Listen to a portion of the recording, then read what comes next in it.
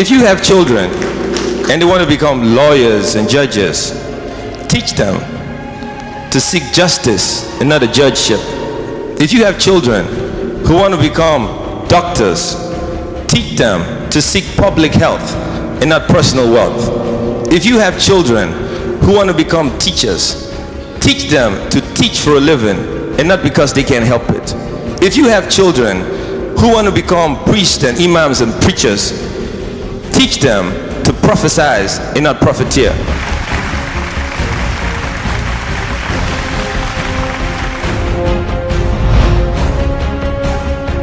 The biggest problem we have is when I listen to the speakers talk about the population of Africa, 1 billion people, 21 democracies, there's a loud count, 8 semi-democratic, the rest you know.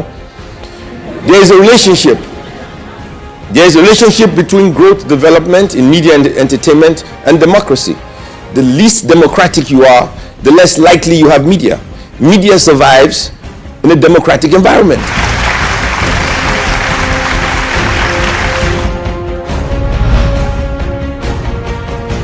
Nigeria as a nation do not celebrate their history.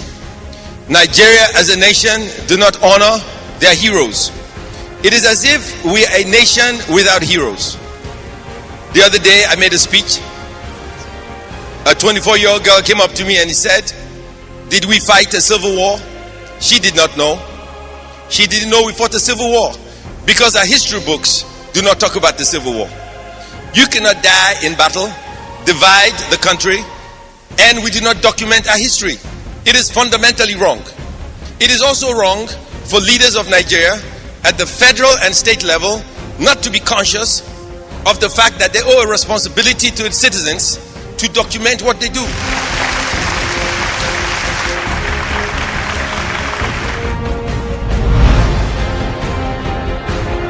We have an obligation to preserve our history as leaders, and we have a responsibility to those who want to learn about the past, good and the bad of our leaders. Whether you're a head of state, you're a minister, or you're a governor, or you're a commissioner. I wanted to set up a museum on my own. I could not find footage. I wanted a museum of all 36 states. I could not find footage. I wanted a museum of the history of Nigeria. I could not find footage. And when I was at NTA, I commissioned a project on the Civil War. And as I did the project, 4 of the people we interviewed died. And they took with them a treasure of information we could not take over. Major General Philip Effiong, Colonel Trimnell, Nkokondem. Who cannot forget the voice of Nkokondem on Radio Biafra as he insulted the federal government on a daily basis, and it was the most amazing radio program to listen to during the Civil War. But he died, and his voice was never recorded, and he had the most amazing voice for Radio Biafra. He's gone. We interviewed Ojukwu because Ojukwu was ready to speak, but he asked a lot of questions. He raised issues about General Gowon, but General Gowon, you did not speak.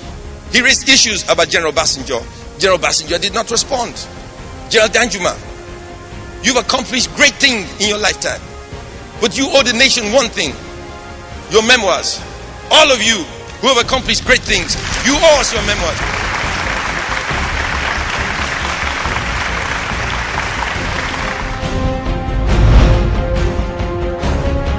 We celebrate greatness today.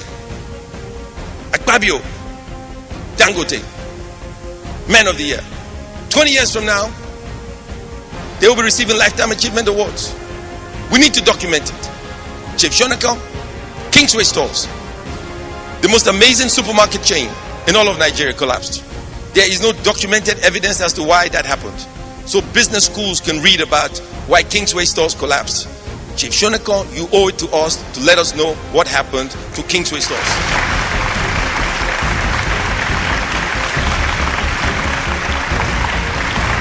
Vote Ben Bruce for Senate 2015. Vote Green. Let there be light.